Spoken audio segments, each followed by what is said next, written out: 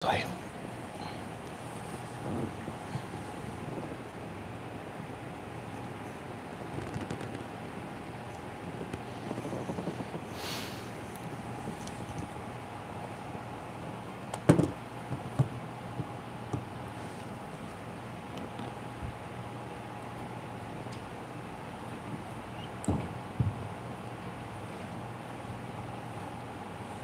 OA from Riyadh, TSA. Assalamu alaikum, Mufti. May Allah bless you and accept your good deeds. Why be a Hadith disciple if the best among you are those who learn the Quran and teach it?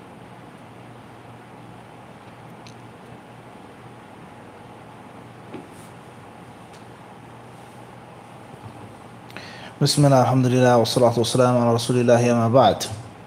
Question comes again from the lands of Saudi Arabia with regards to why be a hadith disciple if the best from among you are those who learn the Quran and teach it.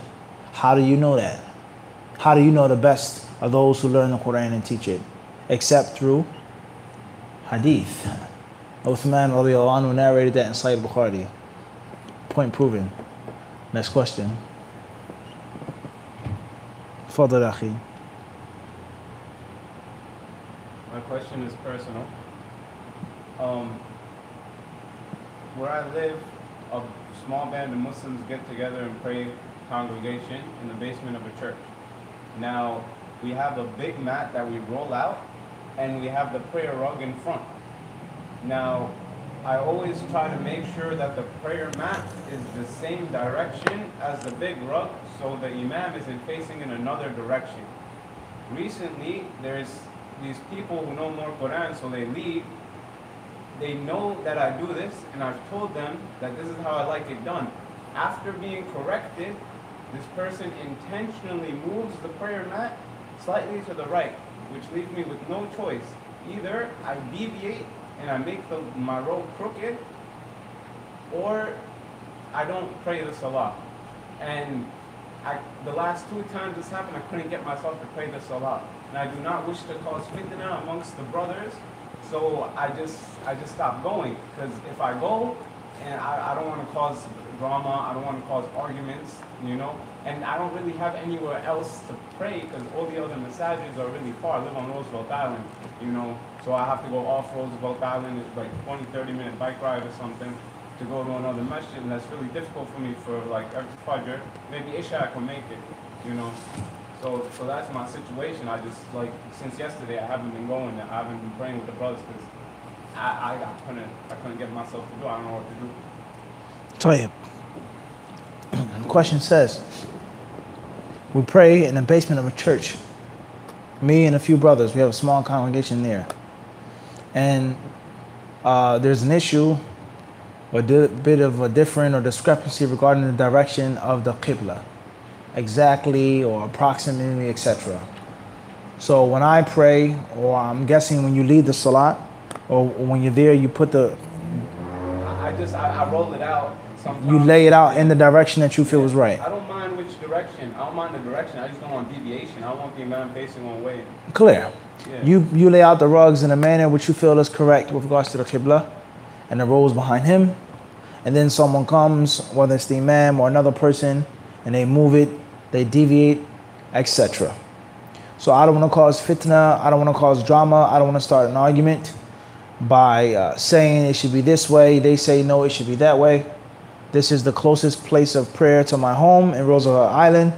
The other masjids are far away and it's difficult for me to go there, especially salats like Fajr, etc. May Allah subhanahu wa ta'ala bless you.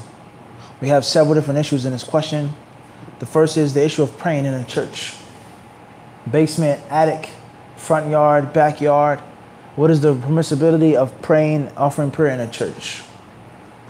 When one reads Sahih Bukhari and others, he may find certain narrations of some of the Salaf al-Salih, whether they're companions or tabi'een, regarding praying and offering salah and al-day'ah, or not a day'ah, a bi'ah, or kanisa. Whether you translate it as church or temple or synagogue, etc. And some of them, they said, the only thing that prevents us from offering prayer in this place, لِمَا فِيهَا مِنْ الصُّوَرِ, the images or the idols, etc. of that which they believe is Maryam and Isa, etc. alayhim as-salam. So first and foremost, is it permissible to pray in a church? Is it permissible to offer salat for Allah in a church or synagogue, even if it's in the basement? Naam. Also, the ruling of going to a place, continually offering prayer in that place. If it's permissible to do it once, there's no idols in front of you, no images in front of you. But does that mean that it's permissible to take a church or a synagogue as a musalla? That's a very deep issue in itself. And I would advise you and other brothers and sisters who are part of that congregation to try their best to establish a musalla in another location. If it's a room, if it's a garage and you lay down some mats, if you get a tent or some tents when it's raining, you get some heaters when it's cold, not praying towards the heater, etc. That's, in my humble opinion, far better and much more pure for you to do than to continually pray in the basement of a church. Is it permissible to pray in a church? We've mentioned some of the Salaf, they said there's nothing wrong with it as long as it doesn't have this and that. But does that mean that they would take that place, yaqsidunahu, and intend to go there and establish it? That's something that I would advise you to stay away from. And I would advise the brothers and the sisters, the Muslims of that congregation, to try their best to put their money together, put their minds together, put their bodies together, and make another musalla in a place that's more pleasing and further from shubha. Ab'ad an shubha. That's my first point of advice. As far as if they don't want to take that advice and they say, no, we want to pray in the basement of the church, it's not the actual church, there are no crosses or crucifixes, etc., then sit down with them and talk with them. Maybe they're right and maybe you're wrong. Maybe you're wrong and maybe they're right.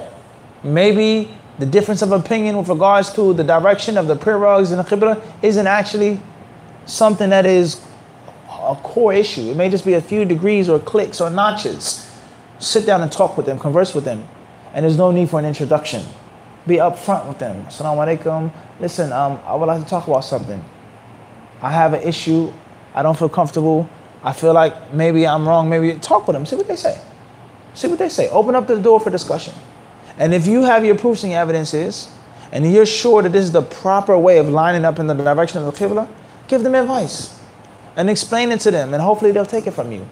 And just imagine if they did the right thing and you get the reward for them praying salah every day. That's better than avoiding them, staying away from them, not praying there. Give them nasihah. If they don't listen to you, or it's unclear, or they don't agree, pray it. If it's something that's a major direction, different direction, then don't pray with them. And you believe that their prayer is invalid. As far as if you're unsure, he has more knowledge than you, his point is stronger than yours, then that's a different story. For the jama'ah, I don't know that much, this person knows more, one thing. But if you know in your heart, like when the imam stands up for the 5th rak'ah of Salat al-Isha, the scholars of Islam say it's haram for you to follow him. Haram, you cannot stand up. If you know that the imam is mistaken, as far as if you're unsure, is it the 4th rak'ah or the 5th rak'ah, then they say that's them, so you do what?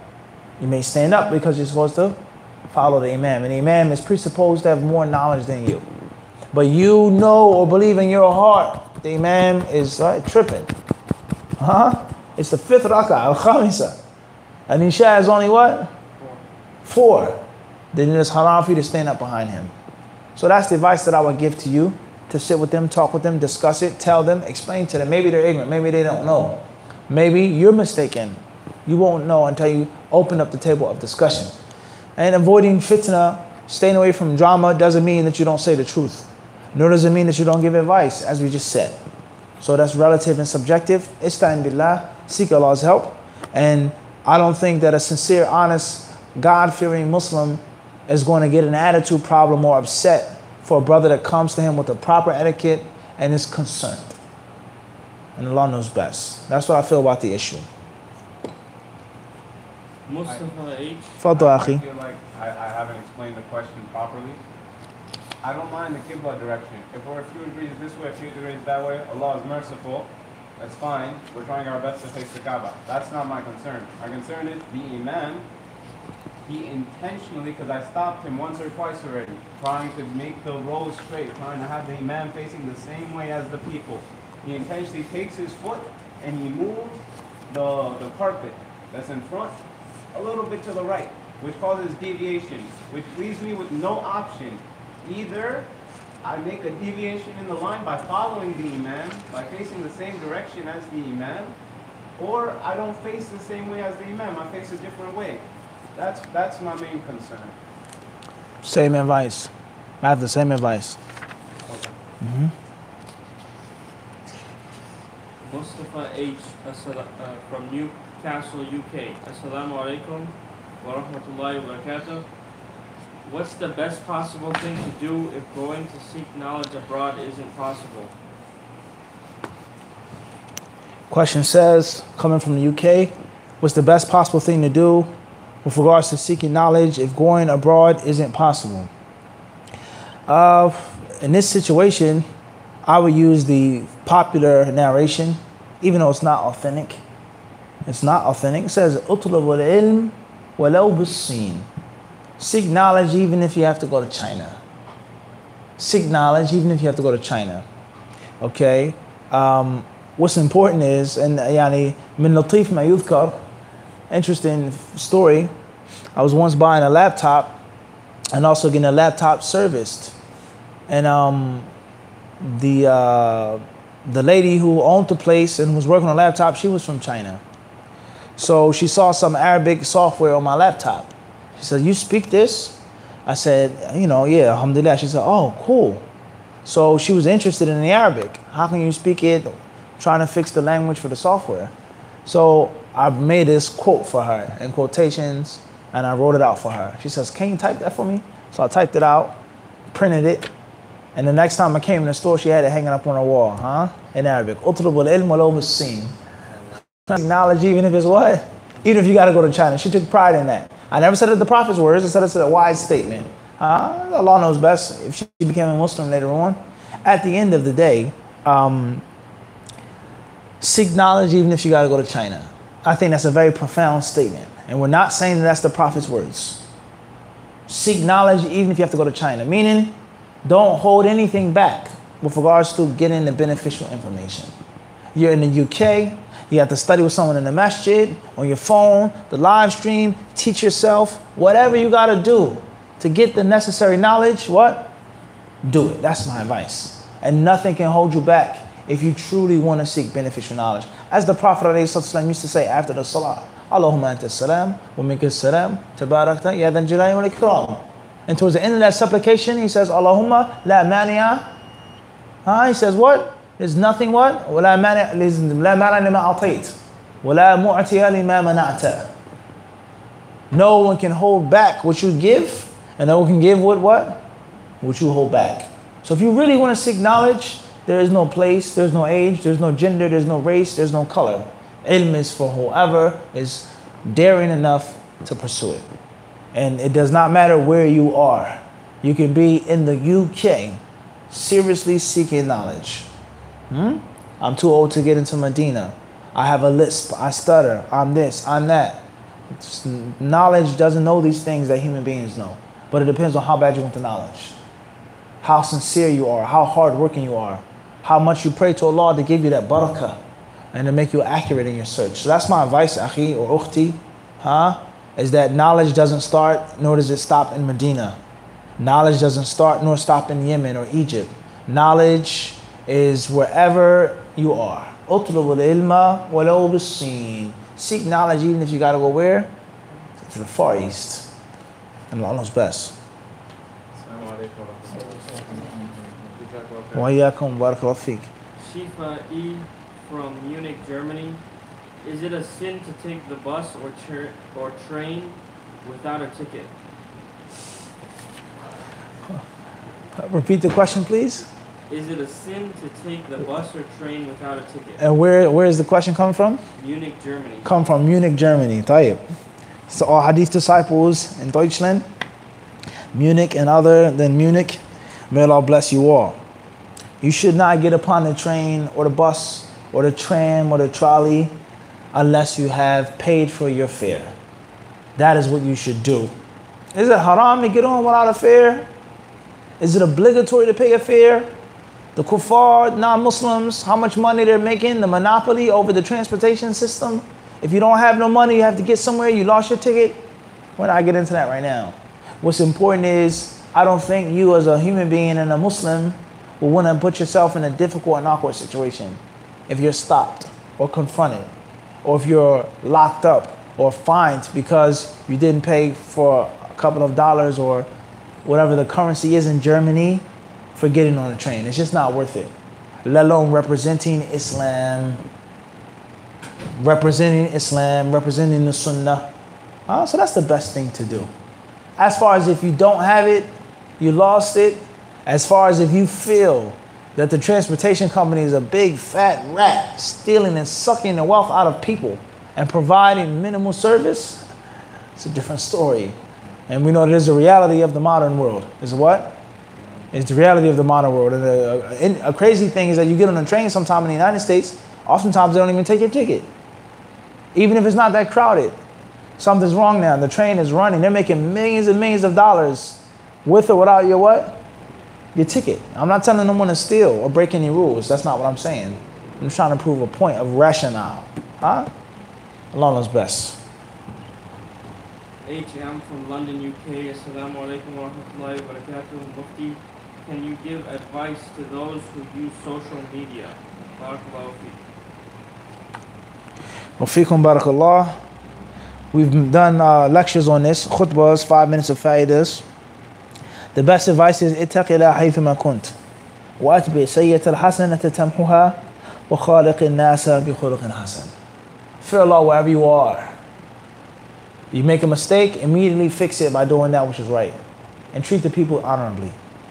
So fear Allah on social media, Facebook, Instagram, whatever you're doing, YouTube, whatever it is. Be mindful of what you look at. Be mindful of what you listen to.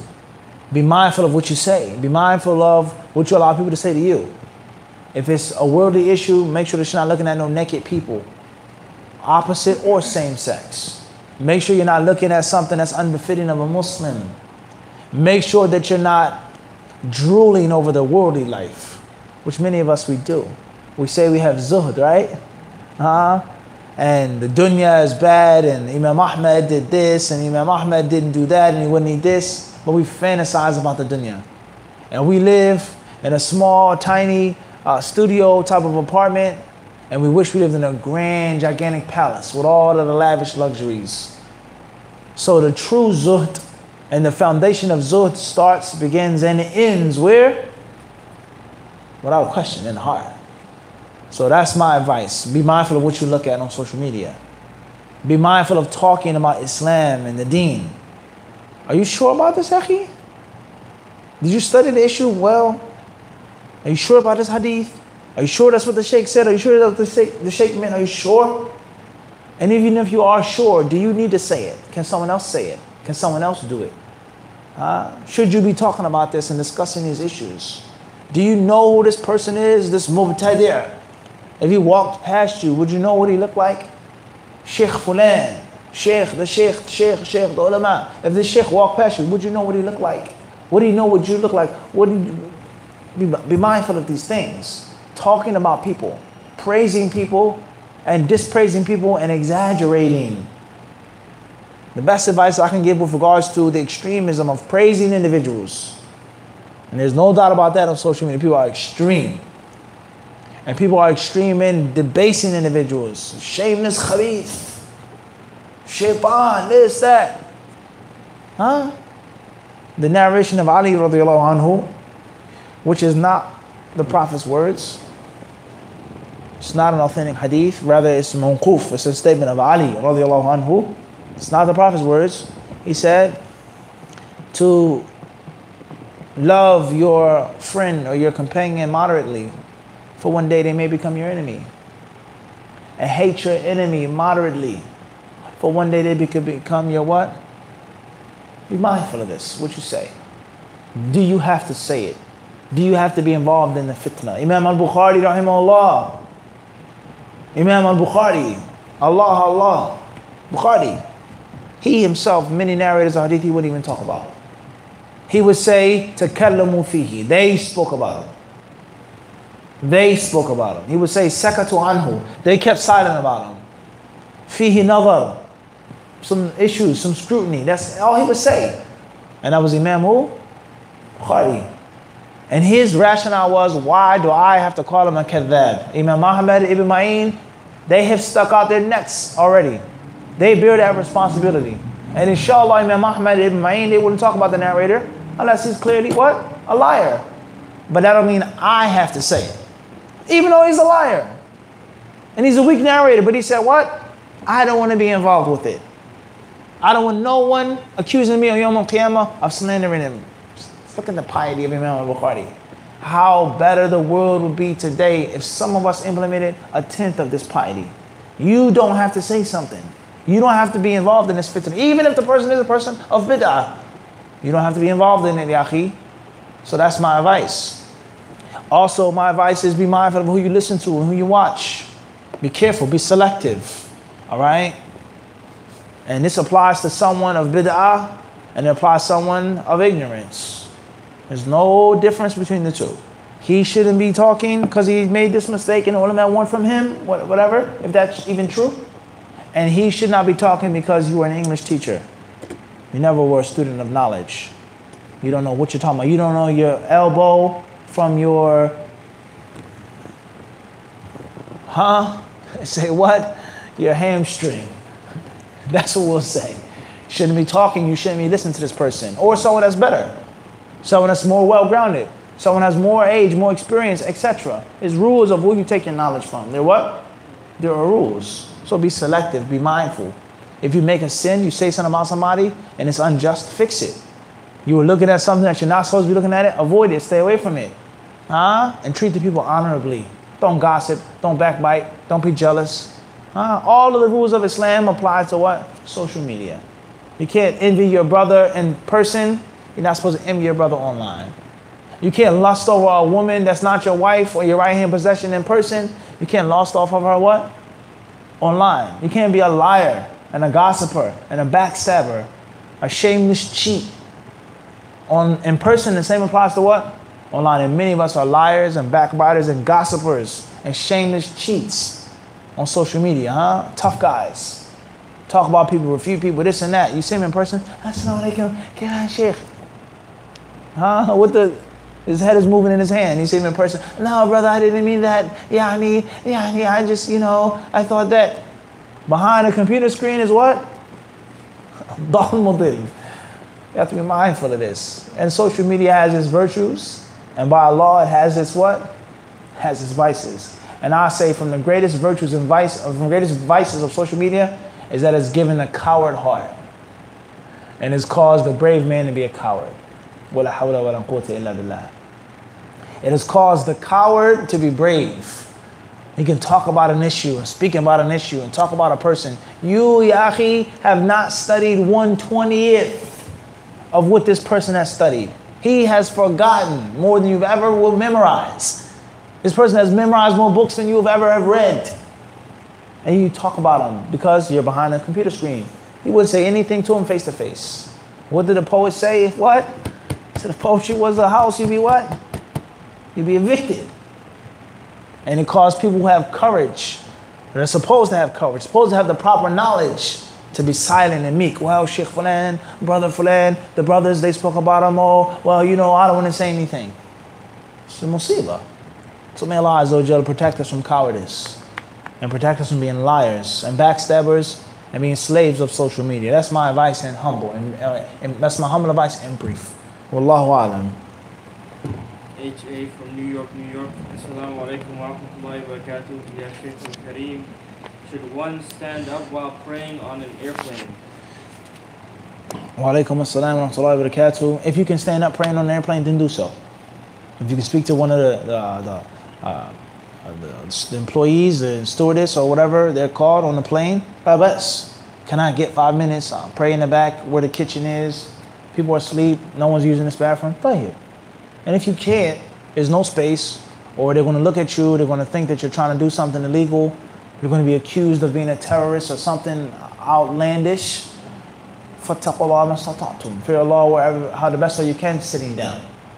If you're going to get to your destination and the prayer is going to be out, like Fajr, pray sitting down. If you can face the Qibla, do it. If you can't, pray the best way you know how, the best way you can. That's my advice. Wallahu alam. And it's a very scary thing when you get on an airplane and you go into a Muslim country and you know or you feel or you guess that the majority of the passengers are Muslim or supposedly Muslim, and you're the only one who prays. It's very, very, very disheartening. Extremely scary. Allahu musta'an.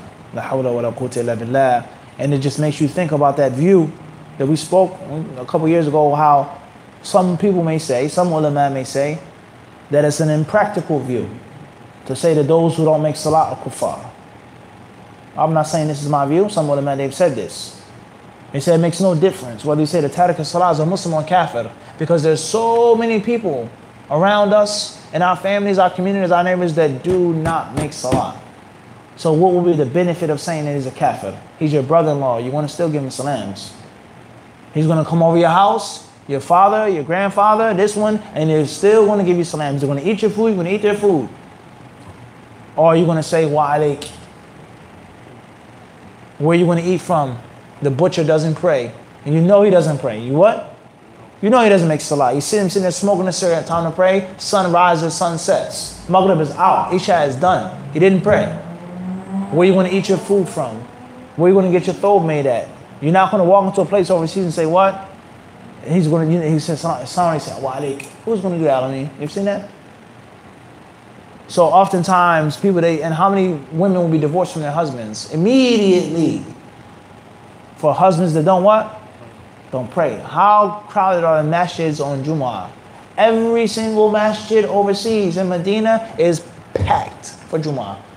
The other prayers, it's not packed. So you can't say everybody's at work, like you may say in America. Everyone understand this? Everyone's supposed to be a Muslim. Everyone's supposed to be praying. Something is wrong. Fajr, only one row in the masjid. And the whole neighborhood is what? Supposed to be? Something's wrong. Are people praying in their homes and then going back to sleep? Or people not praying at all? So we have to be mindful of these things. So you're on an airplane and you see the only person get up making wudu. It hurts your heart as a Muslim. May Allah help us and guide us all. OA from Riyadh, KSA. Assalamu alaikum Mufti. May Allah bless you. What are the ways we can utilize the live stream chat when it's not Q&A time? Wa alaikum assalam wa rahmatullahi wa barakatuh. May Allah bless you as well. Me personally, I would be hypocritical if I said that forums are no good. And there's no good in the forum. Forums should be avoided. Forums should be stayed away from. I would be a big hypocrite if I said that. Because I myself, on a daily basis, I benefit from forums online. I benefit from forums, religious forums, hadith forums, and worldly forums as well. Looking to buy something, looking to purchase something, you benefit from forum. You find a link, you find a store, you'll be shocked. The knowledge and the information that you find in the forum. So I can't say that forums are no good. But I will say that forums oftentimes are breeding grounds for a lot of fitna. And once more, people that should not be talking, should not be speaking, they're given a platform through a forum. A coward is turned into a champion through a forum. Waliyadu billah. So, at HadithDisciple, we don't want to open up certain doors. Certain groups, brothers, they have WhatsApp groups. Only Allah knows what they talk about in a group. Their behavior, how they treat each other, what they say. It's not how Muslims are supposed to behave. It's a disgrace to talk to your brother like that or to behave with your brother like that. It's a shame to call yourself a Muslim, let alone a hadith disciple, and this is how you deal with someone via WhatsApp. It's shameful. So oftentimes, sometimes we don't want to open up these doors. Okay? As far as if there was a knowledge-based forum in which people traded beneficial knowledge based off of Quran and Sunnah, and that's one thing. Or as an idea or suggestion, many brothers, they have made this suggestion. They say, Mufti, you have all of these videos. You need an app. You have all of these videos. You have playlists, but people need more references. There may be a video that you spoke about. There may be a gym, but it's been swallowed and dwarfed by the other thousands of videos. And sometimes these things can be clearly handled through a forum. He did a talk on this and so on and so forth. So one of the problems, the last thing I want to say with regards to forums and these WhatsApp groups and things like this, the brothers, they say, they post a video in the group. So one brother says, Akhi, only post Mufti's videos. And another brother says, La, Akhi, that's his biyah. That's his biyah. Mufti, he doesn't want this. He wants us to benefit from whoever and not just him. Maybe he's right, maybe he's right. But people, they start posting, they start copying, they start pasting, and the next thing you know, this one, that one, and it turns into a what? A food fight. In which food is being thrown across the cafeteria, huh? Allahumma salli, and that's what we don't want. So, yani, perhaps this can be looked into with greater depth in the future. What's important is if you want to review knowledge, or you make your own database, you make your own forum. I can't control you. If you made your own Hadith Disciple forum, and what you spoke on those beneficial things and helped the people out and to maximize the benefit, Jazakallahu khairan. I can't control you. So that depends on what you feel is correct, inshallah. And Allah knows best. H.A., New York, New York. Assalamu alaikum, ya Shaykh. May Allah put his barakah in all that you do. I wish to spread the Hadith Disciple dawah and videos to my fellow companions at school, but I have been stopped and warned against it by a brother who does not support Salafis and says the Salafi way is incomplete. Should I still continue to spread the channel's videos at the risk of fitna or stay silent? Question says, may Allah bless you and put barakah in you and your time and your efforts. I wish to spread the Hadith Disciple dawah in different places, work, home, school, etc. But there's one brother who stopped me and says he doesn't support the Salafi way. The Salafi way is incomplete. Should I continue to spread the videos and risk myself or put myself at the risk of fitna, etc.? At the end of the day, you have to do what you feel is right. If you feel that it's some type of benefit in Hadith Disciple and the Muslims need it and they can use it and utilize it, then spread it. Walau karihal, whoever dislikes it. Mushrikun, kafirun, mujrimun, fasiqun, whoever dislikes it. Spread what you feel is the truth. Don't be afraid. That's the first rule in the manual. The 7 deadly mistakes. Never fear death or injury. Don't be afraid of what someone's going to say about you or do to you. As long as you're right with Allah subhanahu wa ta'ala. In tansurullaha yansurkum wa yuthabbit aqdamakum. If you support Allah, Allah will support you and make your feet firm. Ihfadillaha yahfadka. Protect Allah, Allah will protect you. So the most important thing is sincerity and ikhlas. Do you really honestly believe in your heart that there's benefit in this HadithDisciple channel? If that's what you believe, then who cares what they say and what they do? Bismillah. Tafadal. If you don't know, if you're doubtful, maybe it isn't right, maybe he's right, then that's a different story. Spreading videos, passing on media, links, things like this, I don't see what's the fitna in that. It's a free world, right? You can do whatever you want to do at the MSA or, I'm not bothering you. I'm not imposing my will upon others. I'm not breaking any laws. What's the problem? I share the link. I post the link for you. As far as putting it in a public forum, placing it on a bulletin board, he rips it down, whatever the case may be. Who is the judge of what you can and cannot post and what you can and cannot share? What's important is the Hadith Disciple way by Allah's permission. Inshallah ta'ala, we're trying to be upon the sunnah of the Prophet. The what? The way of the what? The sunnah way. The sunnah way. Bi'idhnillahi ta'ala. And Allah knows best. This will conclude our session tonight. Jazakumullahu khairan. Sallallahu sallam wa barak ala abdihi wa rasulihi nabina wa imamina Muhammad.